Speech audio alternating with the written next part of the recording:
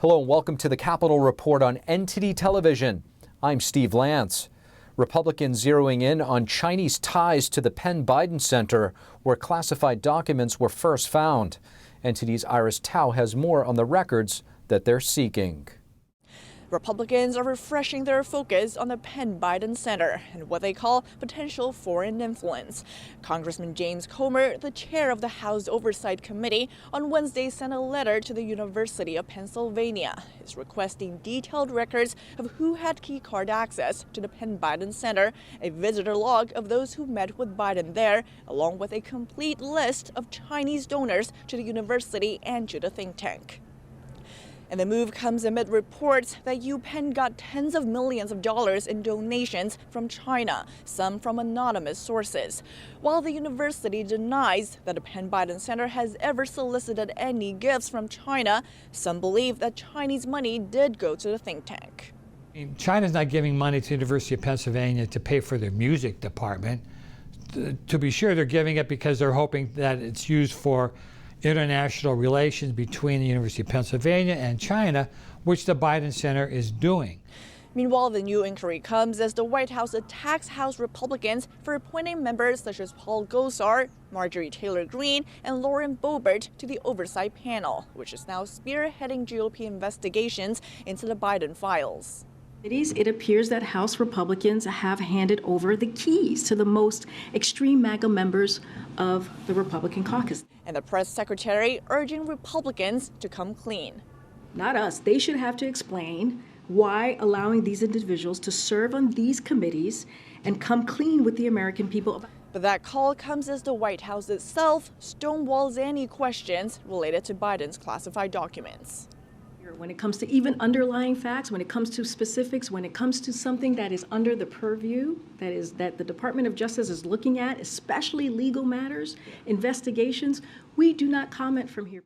And of course, both the House Oversight and Judiciary Committee are pressing for more answers, and so are the reporters. Reporting from the White House, Iris Tao at TD News. Amid tensions between the U.S. and China, the two countries' top economic officials meeting face-to-face at the World Economic Forum, pledging to manage their differences and prevent the two nations from spiraling into a conflict. Here's NTD's Melina Wisecup with more. America and China signaling that they're trying to improve their economic cooperation. Treasury Secretary Janet Yellen met with China's top economic official in Switzerland during the World Economic Forum. Yellen, in her opening remarks, says that the two countries shouldn't allow misunderstandings that she says stems from a lack of communication between the two countries to unnecessarily worsen the bilateral economic and financial relationship between the two countries. Now, this comes after the U.S. recently took action aimed directly at China. The Commerce Department imposed rules that were meant to cut China off from being able to obtain or manufacture microchips. An expert telling me that it appears China is now feeling the impacts from those recently imposed rules. These export controls are starting to have a downstream impact on the competitiveness of a number of Chinese technology companies. And that has got the attention of Chinese officials. And this is one reason, in my view, why they are now perhaps coming to the table a bit more ready to talk. And the two powers' economies remain highly intertwined, even as concerns are continuing over China's continued espionage, military buildup, and threats towards Taiwan. At the same time, China is also continuing to invest in third world countries to expand its global economic influence. And really what it has led to is a fight for the soul of the global trading system. Will it really be, will continue to unfold on these market-based, rules-governed terms, or will it unfold when governments are using unfair practices to gain economic advantage? In our view, the United States should be doing much more of this, much more proactively itself. Yellen and Chinese official Liu He also agreed to cooperate on climate change initiatives and support for emerging markets and developing countries in their clean energy transitions. And in an effort to decrease the tensions between the two countries, Treasury Secretary Janet Yellen says she does plan to travel to China in the near future. Reporting in Washington, D.C., Melina Wisecup, NTD News. The population of the world's most populous nation is making headlines in recent days, raising questions over how a dramatic loss in population will impact China and beyond. Here to assess, we're happy to have Economic Research Fellow at the Heritage Foundation, Joel Griffith.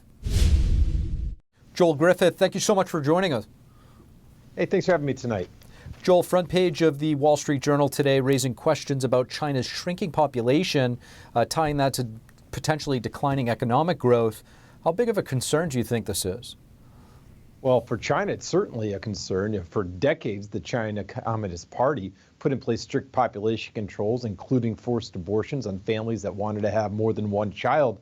And it's created severe problems. And China is likely to face a declining number of people in the workforce in the coming decades. And if you compound that with the fact that that communist government also has in place a number of other regulations on their economy in general, China's economic future is going to be hampered. Now, we are tied in to China's economy in many respects. We rely on China for many of our imports, and they are becoming a growing market for our exports as well. So although China will have to face the most severe repercussions from the declining workforce population, the United States stands to be impacted negatively as well.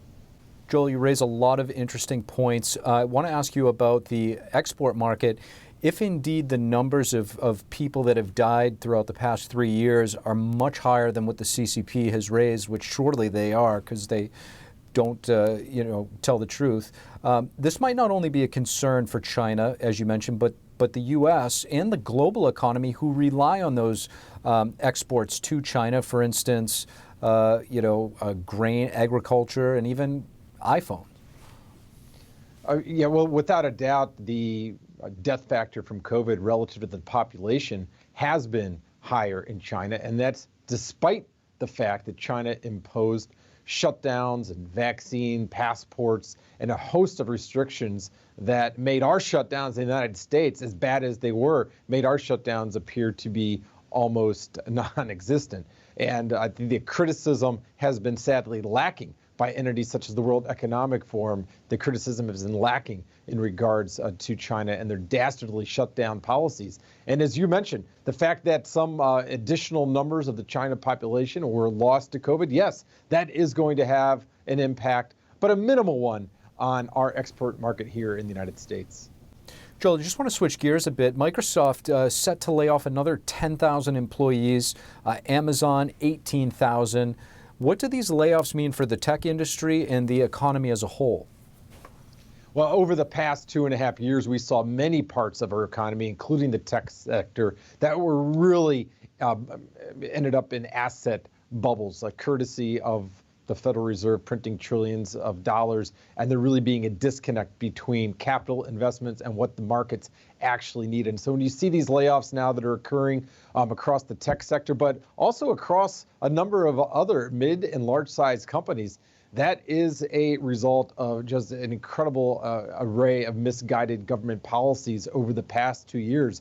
And I'm concerned not just for those in the tech sector, but if you look at the number of full-time jobs overall in the United States, we've actually been losing more than 2,000 full-time jobs on average each and every day over the past 5 months.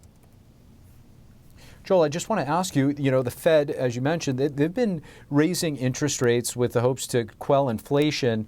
Do you think this will eventually kick in to tame inflation? And what does it actually mean if it does not?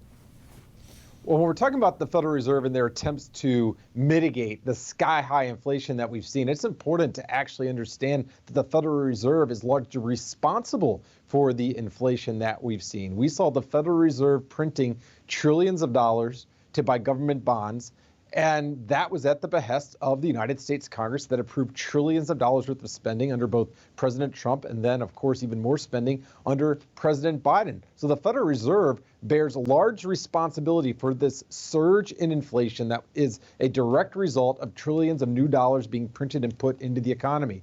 And now the Fed is trying to solve the problem that it created. And they're trying to solve it by increasing interest rates in the hopes that fewer of those dollars that were created will be lent out and multiplied through our banking system. The bottom line of this is there's no easy way out of it. Trillions of dollars were created we've had incredible economic distortion, and whether the Fed increases interest rates sufficient to bring down inflation or whether they allow those dollars to multiply, families are really bearing the cost of this. The typical family today is earning around $7,000 less per year in real dollars than they were when President Biden entered the White House. And we're feeling this each and every month. And importantly, even if the inflation rate comes down from the 8.5% that we saw in 2022, and let's say it comes down to 3 or 4% this year, that does nothing to make up that gap now that we've seen in terms of people's real wages. Joel Griffith, really appreciate you joining us. Thanks for having me tonight.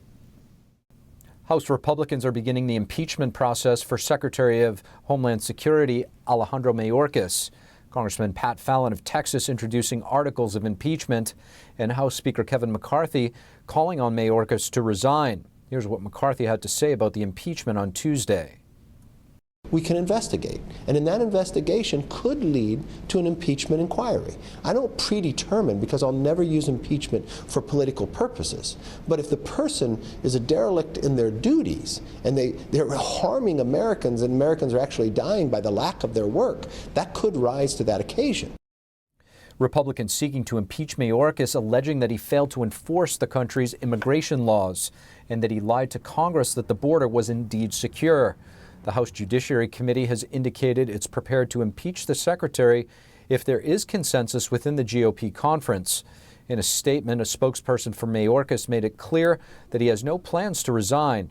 But even if an impeachment resolution does get through the House, there's virtually no chance of getting it over 2/3 of the vote in the Senate. And the Pentagon has dropped the COVID-19 vaccine mandate for service members. But that does not mean that those who were dismissed can get their back pay. We are not pursuing, as a matter of policy, back pay for those who refused the vaccine. At the time that those orders were refused, it was a lawful order. And so I'll just leave it at that. This backtracks what the Pentagon just said days ago. Another Pentagon spokesperson had told the Epoch Times on January 13th that the Pentagon was still exploring back pay. About 8,000 former members of the military were discharged for refusing the vaccine. The Pentagon has not said yet whether they will be reinstated. A group of Republican senators says the former troops should be reinstated with back pay. The mandate began in August of 2021. The Pentagon and White House had wanted to keep it, but they agreed to end it during negotiations with Congress over the National Defense Authorization Act. Defense Secretary Lloyd Austin formally rescinded the mandate on January 10th. Thank you for watching the Capitol Report. If you want to see our full broadcast, check us out at epochtv.com.